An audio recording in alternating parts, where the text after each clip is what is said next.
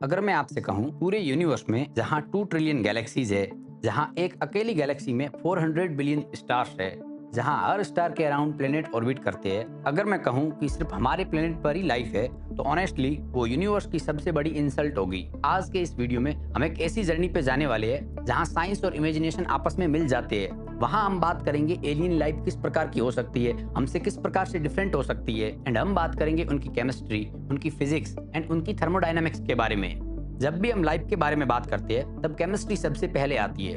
एक बैक्टीरिया से लेकर एक ब्लू व्हेल तक, एक मशरूम से लेकर एक इंसान तक, सारे लाइफ फॉर्म कार्बन बेस्ड ही है। कार्बन एक ऐसा एलिमेंट है जिसके पास में 4 बॉन्डिंग आर्म्स होते हैं, मतलब वो 4 दूसरे एटम के साथ में साइमल्टेनियसली बॉन्ड कर सकता है एंड इससे आप ऑलमोस्ट कुछ भी बना सकते हो। कार्बन से बनते हैं एमिनो एसिड से बनते हैं प्रोटीन्स एंड प्रोटीन से बनता है लाइफ का मशीनरी एंड इसके साथ वाटर एक सॉल्वेंट का काम करता है जिसके अंदर ये सारी केमिस्ट्री होती है। अब ये एक इंटरेस्टिंग पार्ट है, अर्थ के लाइफ फॉर्म कार्बन बेस्ड है। अगर यूनिवर्स में कहीं और कार्बन बेस्ड लाइफ होगी तो वो एग्जैक्टली अर्थ जैसे लाइफ फॉर्म जैसी नहीं होगी। उनकी एनाटॉमी उनके प्लेनेट की ग्रेविटी, एटमॉस्फेयर, रेडिएशन और अवेलेबल रिसोर्सेज पे डिपेंड करेगी।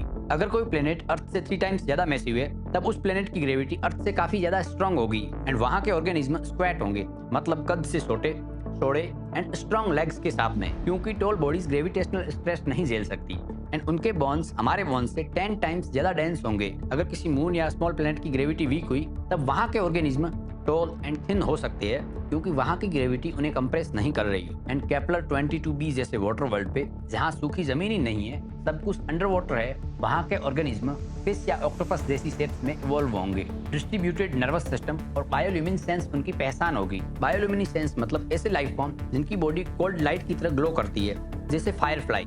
अब अपन बात करेंगे सिलिकॉन बेस्ड लाइफ फॉर्म के बारे में। पीरियोडिक टेबल में कार्बन एंड सिलिकॉन एक ही ग्रुप में है, ग्रुप 14, मतलब उनके पास में 4 बॉन्डिंग आर्म्स होते हैं। तो थ्योरेटिकली सिलिकॉन भी कार्बन की तरह कॉम्प्लेक्स मॉलिक्यूल्स बना सकती है। सिलिकॉन हमारे प्लेनेट पे सबसे अबंडेंट एलिमेंट है। सैंड, क्वार्ट्ज, ग्रेनाइट सब सिलिकॉन का कंपाउंड है। तो क्या सिलिकॉन बेस्ड लाइफ पॉसिबल है?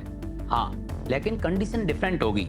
कार्बन अपना वेस्ट प्रोडक्ट CO2 के रूप में बाहर निकालता है, जो एक गैस है और आसानी से बाहर निकल जाती है। एंड सिलिकॉन अपना वेस्ट प्रोडक्ट सिलिकॉन डाइऑक्साइड निकालता है, यानी सैंड या क्वार्ट्ज, एंड ये एक सॉलिड है एंड रूम टेम्परेचर पे सिलिकॉन बेस्ड लाइफ फॉर्म अपने ही वेस्ट में दब जाएंगे।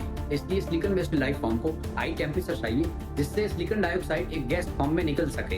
हाई टेम्परेचर प्लेनेट पे, जहाँ प्लेनेट अपने स्टार के बहुत ही नजदीक है, वहाँ silicon based life form thrive कर सकते हैं, जहाँ का टेम्परेचर 400 डिग्री सेल्सियस से 1000 डिग्री सेल्सियस के बीच में हो, जहाँ कार्बन कंपाउंड टूट जाते हैं and silicon based compound stable रहते हैं। अब आपके मन में ये विचार जरूर आया होगा, अगर silicon based life form carbon based life form से इतने डिफरेंट है तो वो आखिरकार दिखते कैसे होंगे? तो सिलिकॉन बेस्ड ऑर्गेनिज्म क्रिस्टलाइन होंगे, उनका बॉडी क्वार्ट्ज या ग्लास जैसे स्ट्रक्चर से बना होगा।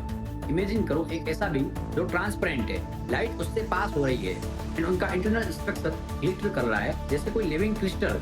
एंड उनके पास में आइज नहीं होगी क्योंकि क्रिस्टलाइन स्ट्रक्चर में फोटो रिसेप्टर्स बनना मुश्किल है, शायद वो हीट या इलेक्ट्रोमैग्नेटिक फील्ड से देखते होंगे। अगर silicon based intelligent life form universe में एग्जिस्ट करती है तब उनके सिविलाइजेशन हमारी सिविलाइजेशन से लाखों साल आगे या लाखों साल पीछे हो सकती है, क्योंकि उनका मेटाबॉलिज्म काफी स्लो होता है। अभी तक हमने जो लाइफ के बारे में डिस्कस किया है, चाहे वो कार्बन बेस्ड हो या सिलिकॉन बेस्ड, उनके पास में physical body, atom, molecules and chemistry थी। लेकिन अभी अपन एक ऐसे लाइफ फॉर्म्स के बारे में बात करने वाले हैं जिनके पास में ना बॉडी है, ना एटम है, ना मॉलिक्यूल्स है एंड ना ही केमिस्ट्री है। उनकी body pure consciousness, pure energy, plasma based है। लेकिन अब क्वेश्चन आता है, क्या कोई लाइफ बिना फिजिकल बॉडी के भी एग्जिस्ट कर सकती है? क्या कोई लाइफ फॉर्म सिर्फ एक एनर्जी का पैटर्न हो सकता है? ये क्वेश्चन सिर्फ साइंस फिक्शन नहीं है, कुछ सीरियस थ्योरेटिकल फिजिसिस्ट ने इस कॉन्सेप्ट पे काम भी किया है। लेकिन सबसे पहले समझते हैं प्योर एनर्जी लाइफ फॉर्म का मतलब क्या है। प्लाज्मा एक फोर्थ स्टेट ऑफ मैटर है, सॉलिड, लिक्विड और गैस के बाद। इसमें आयंस और फ्री इलेक्ट्रॉन होते हैं। स्टार्स के अंदर प्लाज्मा है, लाइटनिंग प्लाज्मा है, अर्थ के आयोनोस्फीयर में प्लाज्मा है। 2003 में एडिनबर्ग यूनिवर्सिटी के साइंटिस्ट ने एक स्टडी पब्लिश की जिसमें उन्होंने कंप्यूटर सिमुलेशन से दिखाया कि प्लाज्मा में self organising reproducing structure form हो सकते हैं। ये स्ट्रक्चर्स एक हेलिकल शेप अडॉप्ट करते हैं, दूसरे प्लाज्मा स्ट्रक्चर से इंटरेक्ट करते हैं, इंफॉर्मेशन को स्टोर करके एंड एनवायरनमेंट के हिसाब से सेंस कर सकती है। ये कैरेक्टरिस्टिक लाइफ के बेसिक बिल्डिंग ब्लॉक से मिलते जुलते हैं, लेकिन ये एक्चुअल लाइफ है इसका हमें अभी तक कोई प्रूफ नहीं मिला है, लेकिन ये एक पॉसिबिलिटीज है। एंड अगर plasma based life form exist करते हैं तब वो स्टेलर एनवायरनमेंट में होंगे, जैसे स्टार्स के कोरोना में, नेबुला में, एंड उनका body constantly fluctuating plasma pattern होगा जो नॉर्मल लाइट और रेगुलर आईज में इनविजिबल होंगे, लेकिन एक्सरे एंड यूवी स्पेक्ट्रम में वाइजिबल होंगे। इमेजिन करो एक ऐसा बीइंग जिसका ब्रेन प्योर इलेक्ट्रोमैग्नेटिक फील्ड है, जिसके थॉट्स इलेक्ट्रोमैग्नेटिक वेव्स में ट्रेवल करते हैं। उनका परसेप्शन ऑफ टाइम हमारे से कंप्लीटली डिफरेंट होगा।